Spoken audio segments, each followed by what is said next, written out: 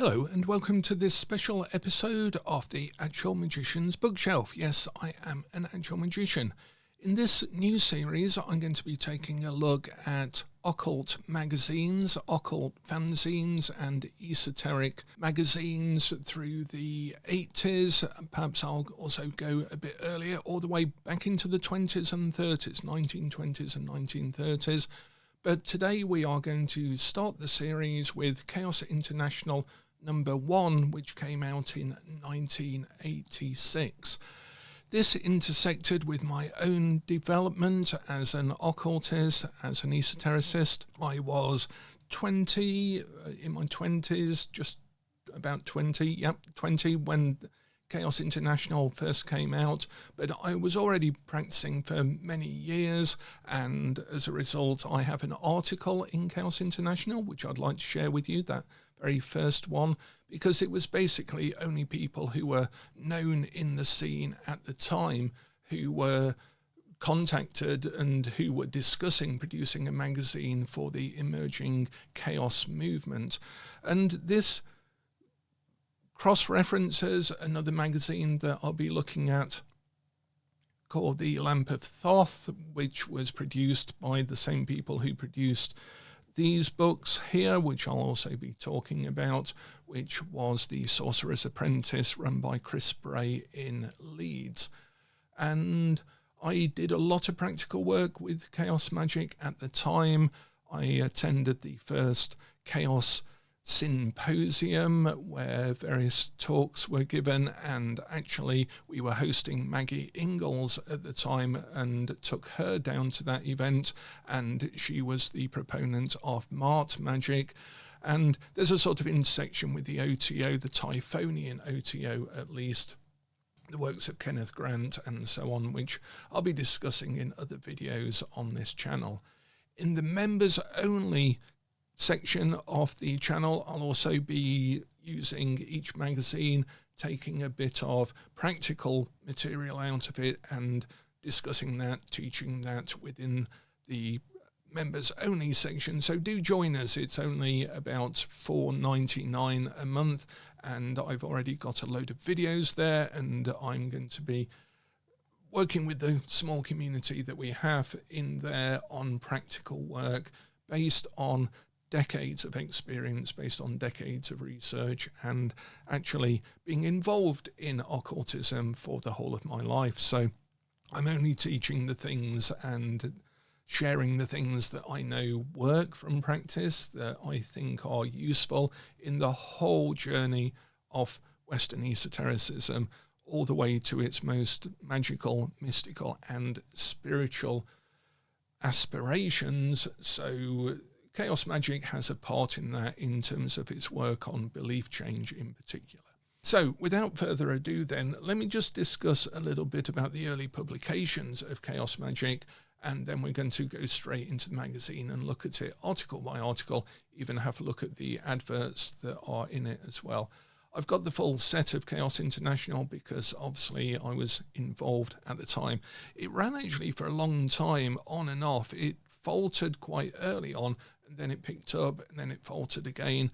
I think the last issue was something like issue 25 perhaps in 2005. So it sort of went on for about 20 years, 19 years in total, but its heyday was certainly right at the beginning as we were discussing all of the new ideas and kicking the goat of contemporary occultism, be that witchcraft, Wicca, shamanism, and particularly Western esotericism at the time, which was quite limited to the OTO, the Golden Dawn, and quite traditional movements. But I also want to talk a little bit about the sources of Chaos Magick, and I met up with Pete Carroll originally when Libanol and Psychonaut had just come out, and I'd actually done the syllabus.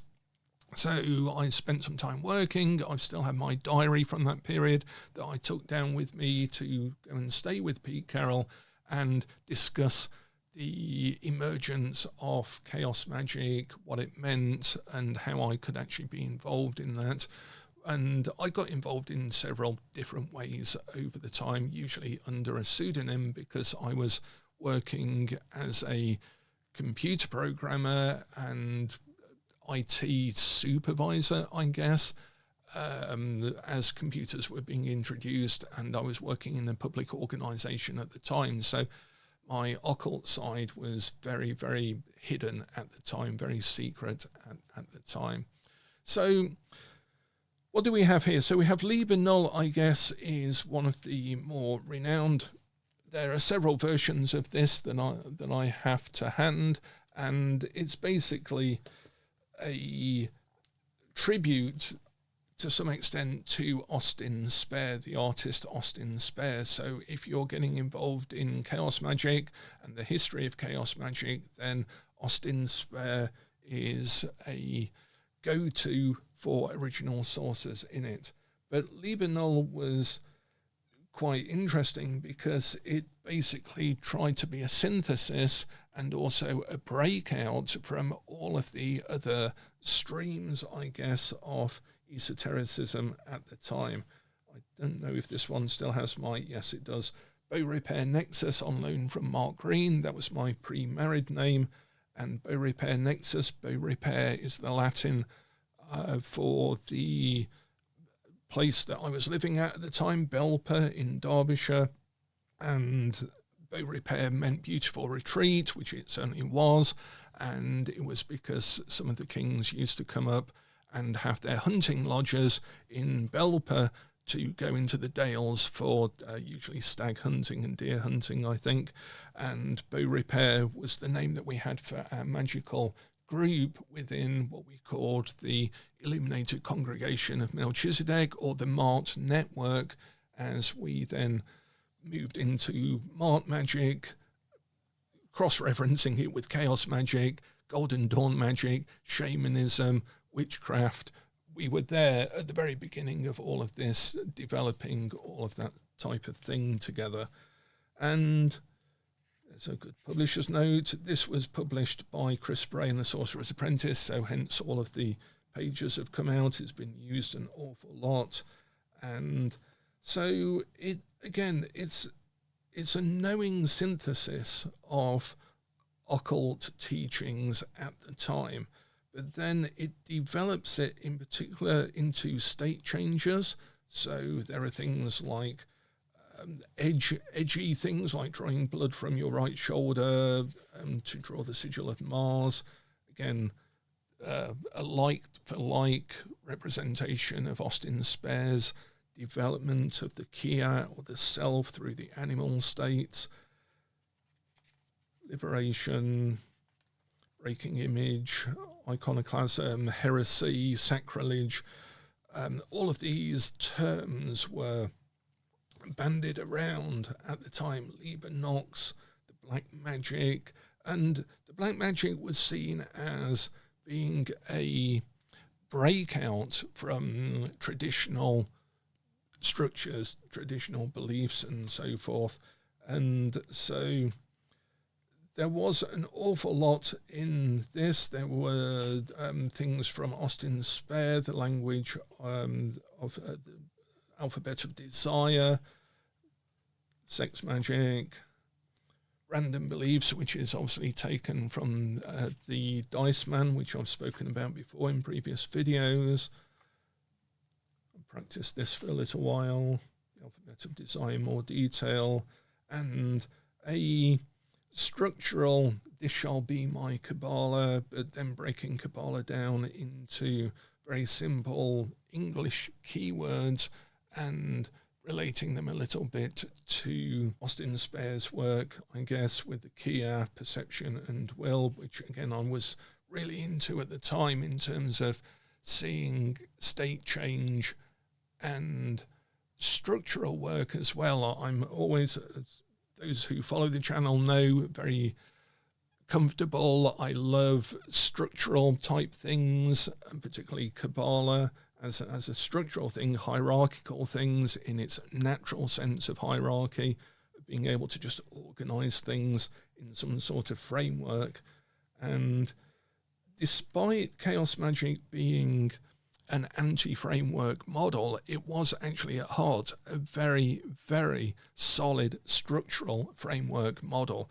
And you can tell that from the magazine, even in its first issue, and then later on as people are trying to codify, apply terminology and semantics to chaos magic. What is chaos magic? Who is a chaos magician? And so it starts off with that dichotomy between, and again, Aeonics I really loved, and I think, was it at the back of this one, or Psychonaut, I think it is something very important for initiation as well. So there was an attempt to break out of structure and tradition, but of course you end up reinventing the wheel if that wheel is useful for getting you somewhere. So Libanol came out around the same time as the collected works came out of Austin Spare, which is a gorgeous reproduction, but it's got not only the artwork, but some of the magical philosophy, self-love as a moral doctrine and virtue, the consumer of religion. Things haven't changed too much over time, but there's all sorts of things in here that became inspiring for occultists in Chaos Magick. And a friend and I, when we were, I guess we were in our late teens, we produced a series of rituals based on Earth Inferno. And also, I think in here, what else is in here? There were a couple of things that inspired us. So Christopher Bray and Pete Carroll edited this. This is 1982 when I bought it. The Book of Pleasure, of course. The Book of Pleasure, we did some rituals based on the Book of Pleasure, but they weren't rituals as perhaps people would understand them these days, or even at the time. They were more trance-like, state change, cut-up language sort of experiences that then went out into real life as well in a form of sort of early, I guess, meta magic. And a wasp has just buzzed in. I don't know if you can hear that on the mic there, but a wasp has just joined us. So this is Obsessions Incarnating. Yeah, so all of this came out roughly at around the same time. It was followed, Ray Sherwin, one of, I guess, the two co-developers of Chaos Magick in its early days, produced the Book of Results and the Theatre of Magic. And I loved this because it had images in it that models for sigilization, including the HGA, which I entirely disagree later with their take on that. But again, at this time, I hadn't even thought that I would do the Abramelin or anything. And again, you can already see that there's a sort of tongue-in-cheek, issued by order of the Peter J. Carroll, that'd be. So these are all part of the IoT now, the Illuminates of Thanateros. Again, trying to structure it in some form whilst not having the same structure as the Golden Dawn. It was more, they attempted a little bit more to make it networked and a little bit on meritocracy, but it didn't quite necessarily work like that. And it was images like this that were in the outskirts of Leeds, I think, that gave our group a little bit of a push because we were already practicing similar things. So it was good to know that there were more people out there like us. And Psychonaut, again, a wonderful production of it.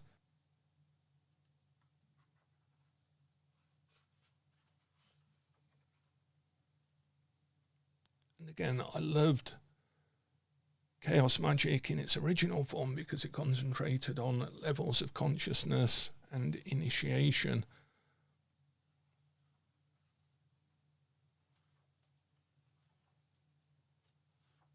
And at the back of this is something very important, very influential on my own work later on catastrophe theory and magic, particularly in terms of initiation as well. I think it gives a wonderful model for initiatory states and so forth. And again, it's one of the very first attempts to really, even though Crowley inspired it to some extent with his idea of scientific illuminism, or the method of the aim of religion, the method of science, Pete Carroll really dove into that side of it and tried to model mathematically and scientifically magical experience and the power of ritual to effect change. And some of those formulae don't actually work, but they are good models at least, and it was a good attempt at the time to really change the paradigm, as Chaos Magick would have it, of how occultism was seen at the time. So it was also followed by Grimoire of Chaos Magick. I can't recall whether that's a pseudonym for somebody. Alan Tickhill, the Apogeton. This is a lesser known one, but also very, very useful at showing how witchcraft at the time was brought into Chaos Magick. And it started to bring things like the 8-circuit brain, which we'll come on to in a second, into a sort of pagan belief structure. And it sort of shook up paganism at the time. Now, other side things, before we get onto the actual magazine itself, a lot of this was also based on Discordianism, which was a American movement, and this was further popularized by Robert Anton Wilson. So I definitely get a copy of the Principia Discordia, some version of it, because this is the absolutely everything worth knowing about absolutely anything. It's how I found the goddess and what I did to her when I found her.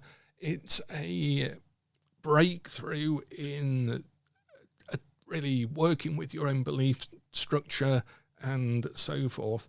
And it was very influential on Robert Anton Wilson, and Prometheus Rising is one of my favourite books for this side of things.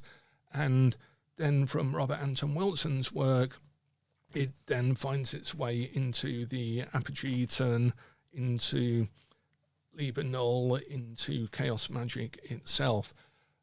Another book I'd also recommend around this area, and any of his books actually, Jan came and stayed with us at the time in one of our temples in Belper, and his books, we discussed our love of Dio at the time, I think.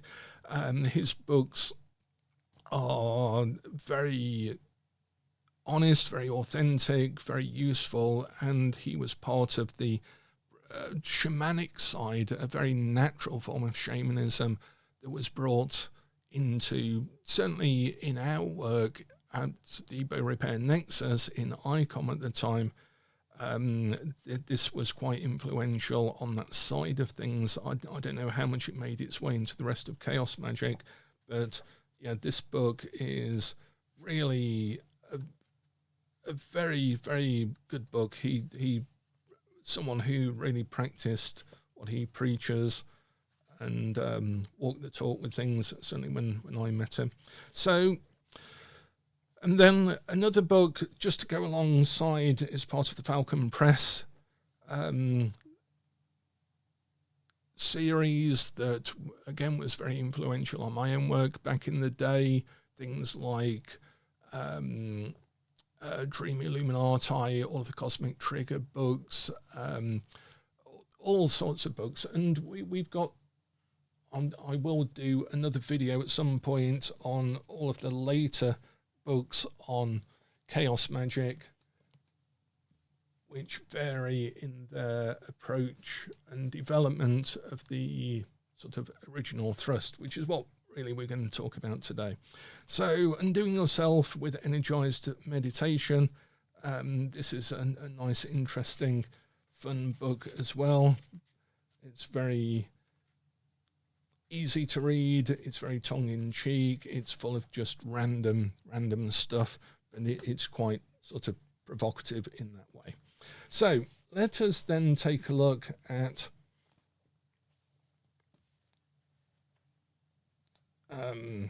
Chaos International. So this first edition came out in 1986. I was 20, I think, by the time this actually came out. So I'd already been working for about 5 to 7 years by myself, mainly on witchcraft, on meditation, and Western esotericism in general. By the time that I intersected with the Chaos Magick current. And so I'd already spoken to Pete Carroll about producing something for the magazine. It Aromatics is an advert for Ray Sherwin's shop that was in Leeds. A lot of this centres around Leeds in England at the time. And again, by Repair Nexus. So this is issue 1. It actually goes for several £100 these days. In fact, a lot of the issues do. And I've put on the top issue 25 to remind me that this sort of went from this one to that one. And it varies in its sort of content, but at the time, a lot of these names are actually the same people. So it's quite important, really, to and some of them are a little bit more obvious than others. But for example, Paula Pagini is actually Ray Sherwin,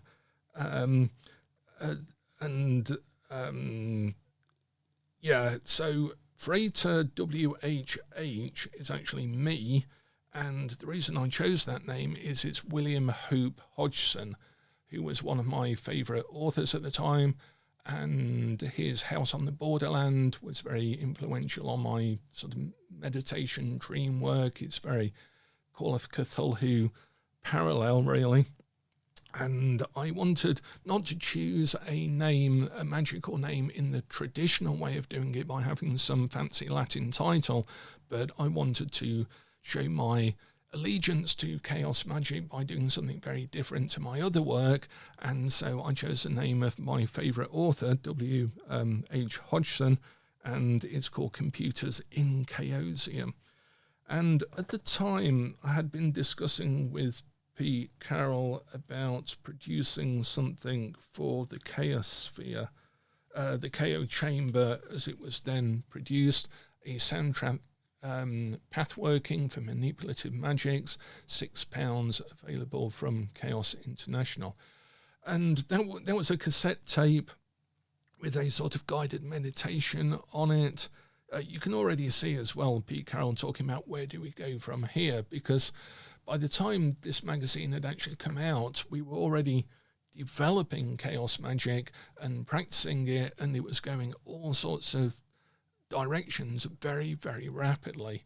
And it was perhaps also already escaping Pete Carroll's initial intent, in that his idea for Chaos Magick was very much that it would be a mathematical, scientifical approach to magic, and it soon became a more rebellious form of magic. It became the holder for a lot of people who were rebelling against the occult groups of the time, of which there were very few. There were very few of us, and we knew each other through magazines mainly and through some of the contact groups and circles, but also we were all very, very secretive, because at the time there was things like the Satanic Panic that came along, where people were having kids removed from their families because they had a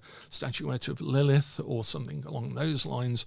And so it wasn't exactly, there was just not the cultural appreciation and understanding, even though people may moan about it these days. Back in the day when we were doing this, it was not the same at all, and you could literally lose your job very, very easily, and even lose your family if you weren't careful as well, which is sort of ironic, as they never really found any of the sort of undercover sort of conspiracy theory type satanic covens, but there were, a lot of priests that were then later found to be doing the thing that they were all accusing us of doing. So, but here you can see, for example, under these letters, this is Pete Carroll, no doubt, giving equations for the power or the likely impact, the measurement of a magical spell. And Pete was a chemistry teacher originally, so he was bringing that approach and methodology to magic. And so these are interesting equations because they make you think about, how does magic work? If it does work, then how does it work? There's a formula for divination, there's a formula for invocation, and it's basically laying out a couple of really interesting things. I may not disagree with may not agree with the formula, because what I did, because I was into maths at the time, was obviously graph these. The first thing you do with any sort of equation is graph it, and then some of these are quite straight line graphs, and then when you take them to the 0 point on the axes, you find that they produce an impossible result. And therefore, to our current understanding, it's a little bit like if you draw a graph for an equation in some other area, then either there's something you don't understand about the universe, or the graph, the relationships are wrong, the way that they are expressed, because they have to be consistent. That's the scientific approach. It has to be repeatable and predictable. And some of these equations don't work when you really force them through in their own sphere. But they are really interesting to think about who you're invoking, what the distance is, what the likelihood is of a divination being absolutely correct. How do you measure such a thing? How do you measure intuition? Whether one person is more intuitive than another.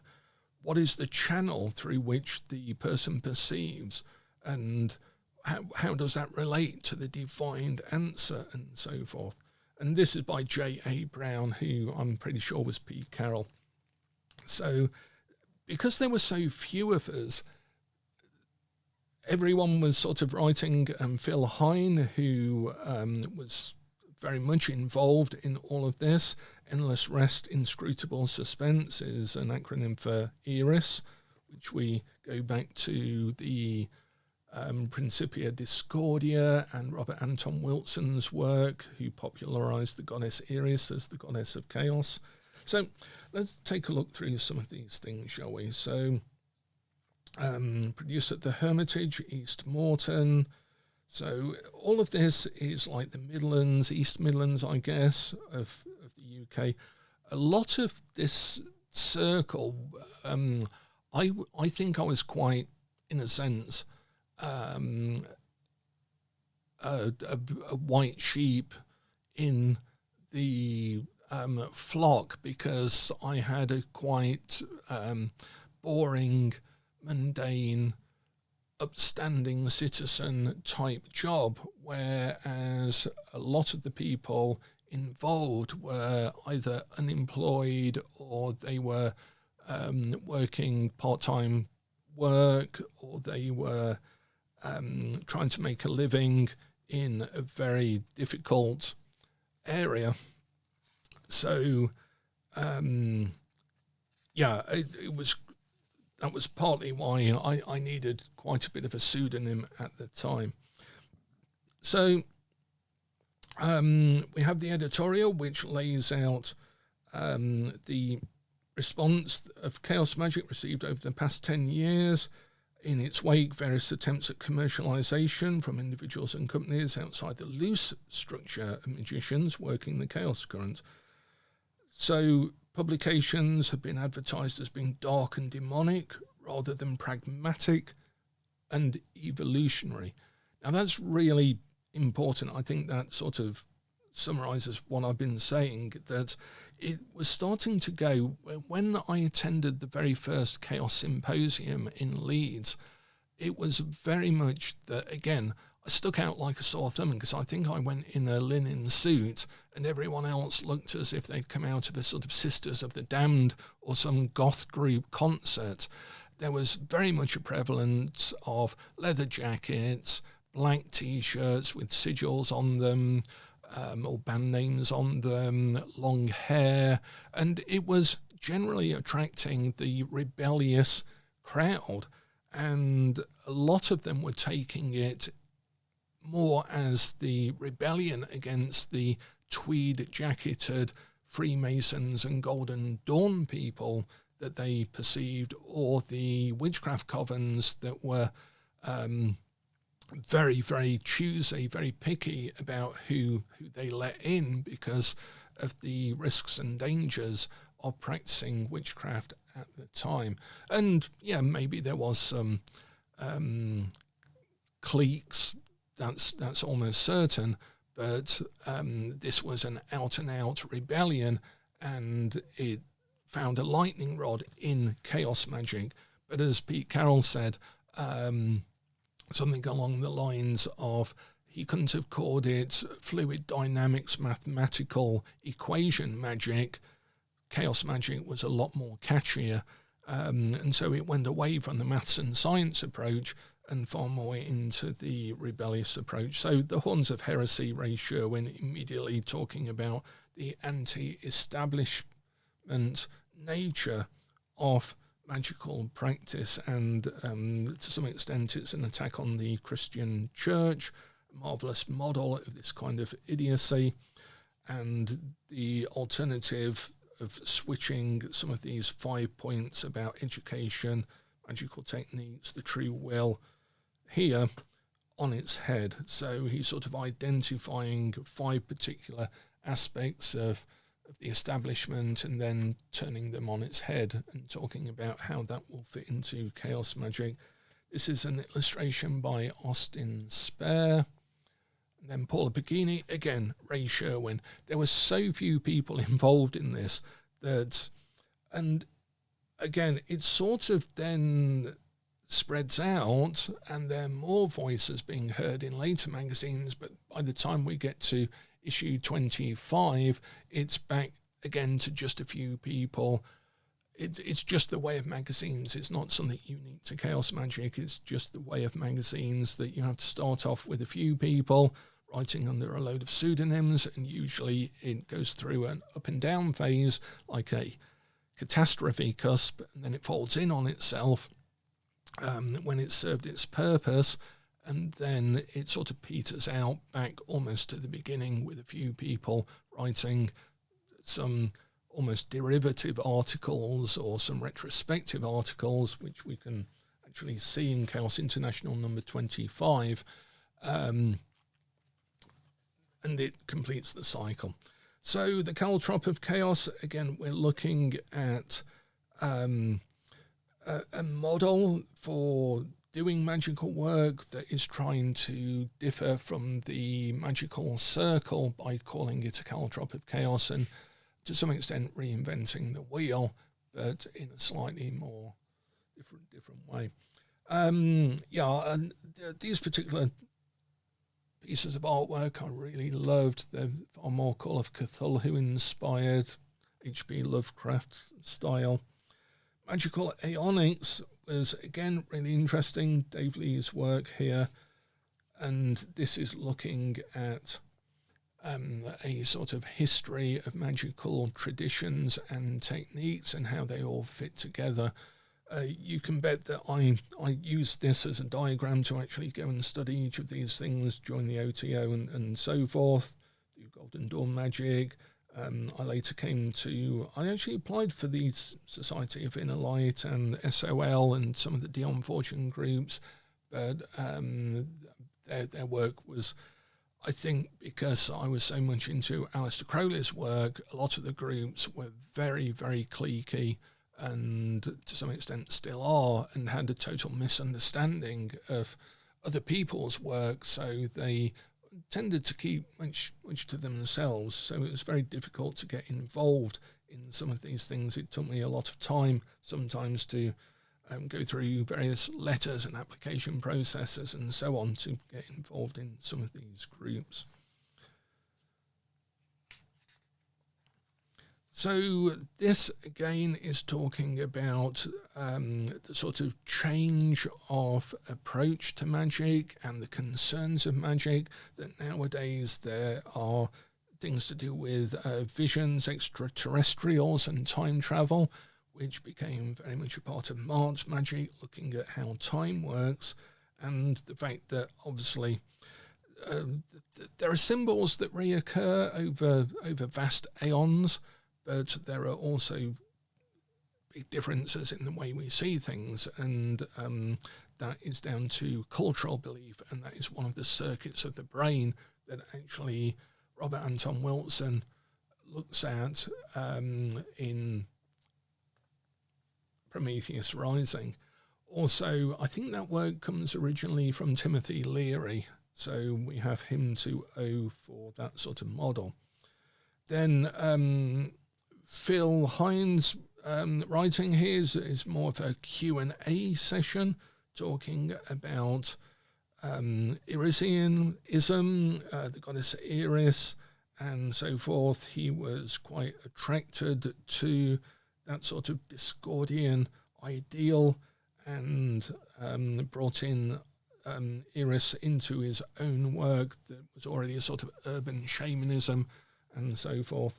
I briefly met Phil Hine at a London squat, and again, I think I stuck out a bit like a sore thumb at the time, because I went sort of in a normal work suit, and it was very much a sort of punk rebellion environment with the music. I think, do they advertise in here? Yeah, Scatology by Coil.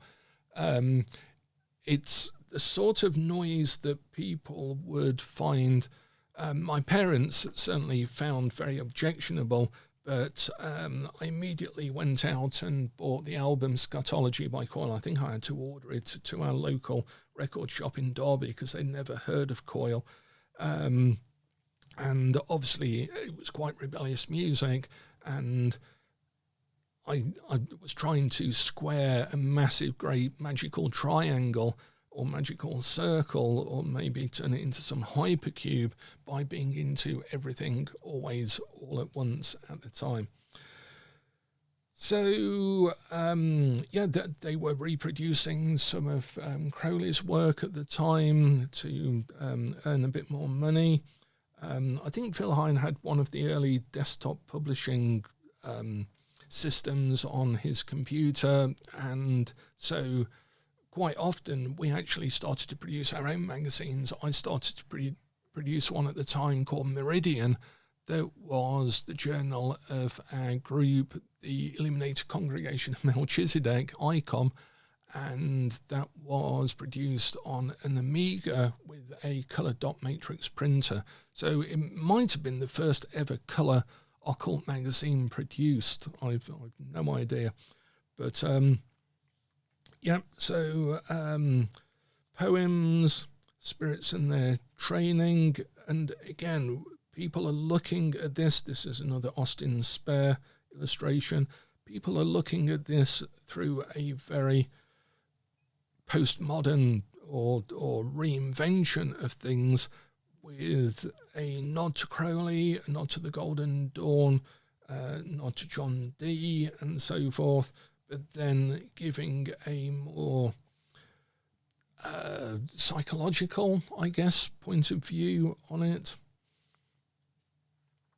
And then there are various cut-up type writings inspired by William Burroughs, who eventually came to get into Chaos Magick, apparently. So there are, and I actually submitted something like this to the first magazine. I'm not sure if it was in the second one. I think another computer program of mine was in the second one, but they already had something that was one of these stream of consciousness, free thinking, mad sort of pieces of work.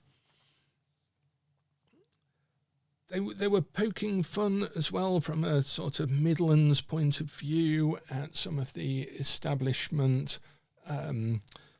darlings as well. And again, there is this sort of idea about where is the occult revival going to? Because already even by the first issue, it was seen as a revival had started, and this was very prominent in the Lamp of Thoth. And we all knew each other through the Lamp of Thoth. We all knew who was writing the different articles. We all were either meeting each other through one thing or another.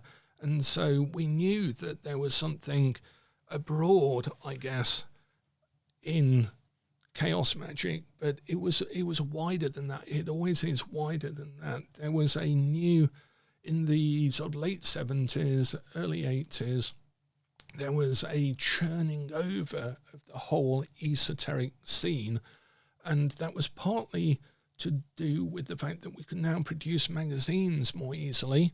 It was partly to do with technology changing, the rise of computing, the rise of the internet then picked up on that and so forth. So it was all part of a massive, wider shift in society and technology. It's always interesting to me that if the Golden Dawn had have stuck around for a little bit longer, the original Golden Dawn, then they would have been able to have taken advantage of the first early forms of print copying, by handle, that Amok took advantage of. Amok came along just after the Golden Dawn had collapsed, and they were able to print off hundreds and hundreds of very light, very easy to read manuals, and so they produced a massive correspondence course that, because of the mail system in the US and because of the ability to set up, it was like literally the reinvention of the printing press. And Amok came along, took advantage of that, and then Amok had far more many members over far longer a period of time and produced far more materials than the Golden Dawn, because the Golden Dawn just missed out on that growth of technology and the development of the post system across the US and so forth. So we are always products of our time, even if we feel as if we're on the sort of bleeding edge of something. So here's my article, Computers in Chaosium. Despite being a computer supervisor in the outside world and a practicing magician in my hidden life, I hope I don't write like this sort of 45 years later. I rarely come across published details dealing with an integration of the two aspects. One of my favourites is FUCKUP, the Ultra Computer in the Illuminata series. So you can see I'm wearing my inspirations proudly already, which can provide a computer world game report based on the I Ching, astrology, the latest news and so forth. I think we could all do with a machine like that sometimes. Lately, I've seen articles on the use of computers for astrology chart casting, which was radical, and I Ching reading, but come on, where's the magician's fabled imagination in all this? There must be higher uses to which we can put the technology that we now have at our disposal. So this is for all of those magicians who bought themselves a computer. Of course, I knew what computer they would have because there were so few available. And in this, in the programs that followed, I used £5,000 worth of IBM 10 meg computer. An IBM 10 meg computer, that was the work computer. But I began my interest with a 1K Sinclair, so I try and write my programs within a common standard of about 48K. That's not 48 meg, that is 48 kilobytes or lower. Most computers of this capability fall into the £100 area, so I'll assume this as a maximum. And basically, it's a very, very straightforward basic program, literally basic, to do Gematria analysis. Now, I don't know if you'll notice, but it does say in the REM statements, the remark statements here, designed by Mark Green. So it does actually have my name at the time actually in the article. And this was in 1986, dated 28th of February. I was a proper programmer at the time. I'd even put the date in 1986. And the total auto-looping analysis of all values. So you could actually reverse engineer it to find words that would have a value as well. And I actually used that in analysing a code that Umberto Eco had put a bit later in The Name of the Rose. I think there's a code in that book that I used a similar program to break the code in. The Gnostic Banishing Ritual, again by Pete Carroll, which again is, we actually practiced this in the first symposium. There were about maybe 100 people there, something like that. And we were in a room with a wooden floor and we did all of the vowel sounds. So this is a vibration of the vowel sounds, and you banish with laughter. I don't know if that's in there, but we banished by laughter. And that was a very, very powerful experience. A lot of people vibrating the vowel sounds. And again, this is taking the methodology, the vibration of the divine names, but then actually applying them to vowels rather than a divine name. So you don't have to be connected to a Hebrew divine name of a Christian deity or any Jewish symbolism or anything, because this strips it down into its core patterns. Woman's Role in Magic by Claire Fennell and Ray Sherwin. So again, this was one of the things that was being discussed at the time. And Chaos Magick was trying to be, again, a break away from the patriarchal insurgents of Judaism, Christianity, and so forth. The book of the Apple I Want to Eat, written in Cairo, 1981, which again is a sort of chaos magic self-meditation piece of writing. I was writing very similar stuff. They wanted a computer program in the first issue because that would stand out against all of the other sort of articles that were being written at the time. And then we have, again, that formula that I talked about, Stealing the Fire from Heaven by Stephen Mace, The Grimoire of Chaos Magick, which we looked at down there, by Julian Wilde. And there they're pointing out, all agreed from the Chaosists, that whatever sort of chaos magic this was about bore little resemblance to what they'd been doing themselves for the past few years, and it's misleading. So they're saying it's eclectic, but it's also managed to retain a centre of gravity to pull the strands together into some sort of homogeneous whole. And they're saying that the Grimoire of Chaos Magick doesn't actually fit the definition of chaos magic, and they're sort of slightly aware of the irony of that, but this became a major problem in the development of chaos magic, particularly as it moved away from the central core ideas and became more, rebel magic or anti-magic magic, and so forth. So the Cardinal Rites of Chaos, this was based around the workings of their group at the time. Paula Pacchini is Ray Sherwin. Interestingly enough, Liber Oz, at the time, if you wanted to join the Typhonian OTO, you had to publish Liber Oz in some publication. And I actually had mine in the Derby Evening Telegraph, and they bolt at the slave shall serve, or every man and every woman has the right to kill those who would thwart their rights. I think they took those out, but I had to send the photocopy of that in the classified section in order to show the OTO that I'd promulgated the law of the Lima in some way or another. And yeah, that freaked my parents out. Me having a thing in the contacts or small ads section, and it took me ages to save up to actually pay for that.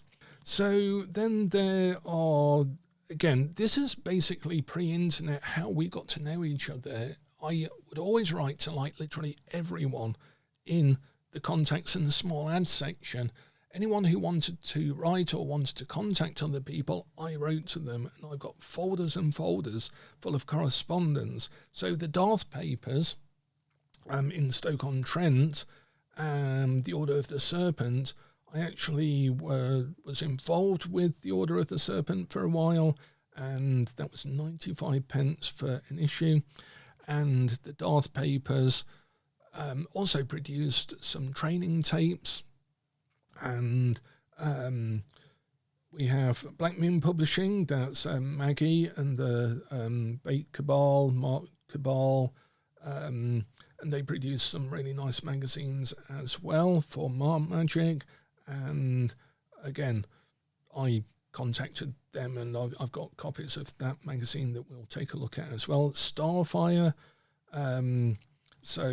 Michael Staley, and again, he's someone I've known on and off for, well, ever since back then when he was first producing Starfire. So Starfire is another magazine I've got all of the issues of. We can perhaps take a look through that. That's got some Typhonian OTO material in it that's of use as well. So, yeah, every single person I would write to, other than grovelling disciple seeks master to walk all over him, Birmingham area, right-hand path only. Yeah, I think that's just been added in as a bit of a joke, really. So that's it. That's the first issue of Chaos International from 1986. I'd already been practicing for about 8 years by the time this came out, and it just intersected with my life at the time. I was practicing every day, both witchcraft and Western esoteric, occultism, esotericism. For example, we were doing a lot of the Golden Dawn working through those. We built our own Golden Dawn temple. And so it was nice that we then ended up using Mark Magick as a networking device to pull together chaos magicians, Thelemites, shamans, witches, Western esoteric industry system practitioners, and so forth. And we provided a nexus. That was what the term was for the nexus that we actually had at the time. And again, all of this is pre-internet, so we all knew each other by name or by reputation, and the Lamp of Thoth in particular was a interesting magazine for that. So next we'll have a look at, I guess we're going to have a look at issue 2, and again I've got the next of my WHH, but we also have in this one the Clockwork Museum under my actual name at the time, Mark Green, and we'll take a look at the Clockwork Museum and what I meant by that. And it was a lot more complex program that we had in this one. This is an I Ching program, probably the first ever published program for the I Ching, dated 5th of March 1986. This produces a hexagram in basic, so it's a bit longer of a program. Will Parfait.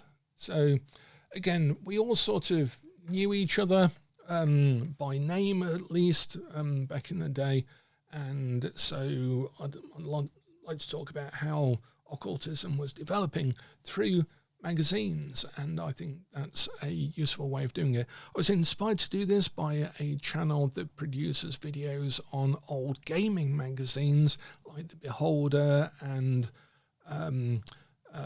Troll Lord and various other old gaming magazines, which again, all of which I've got in my own collection because I bought the magazines at the time that they came out, and I was writing articles for them as well because I was always a keen writer. So yeah, we can take a look at the entire history of occultism, well, the modern history or the history of the modern contemporary resurgence in occultism, 3 magazines. If you've got any questions about Chaos Magick, about its development, about the history of Western esoteric initiatory systems and so forth, then please do leave a question in the comments. I'd love to answer them if I can. So until next time, and there is going to be a more detailed breakdown of perhaps one of the methods in here. I can't quite think which method I'm going to look at yet, but there'll be one for members only, so we can delve into this in a more practical way and make use of it beyond just a discussion. So do join us in the members only. It's only $4.99. I'm obliged to say this at the end of every video to remind people that that's there, and that, as the cliche goes, does support the channel. It just helps my mental health more than anything that I am producing this with some recompense in a way that will help support all of the other work that we do in our writing, in our research, in our training courses and everything else. So thanks a lot, everyone, and until next time, as ever, the worker is hidden in the workshop.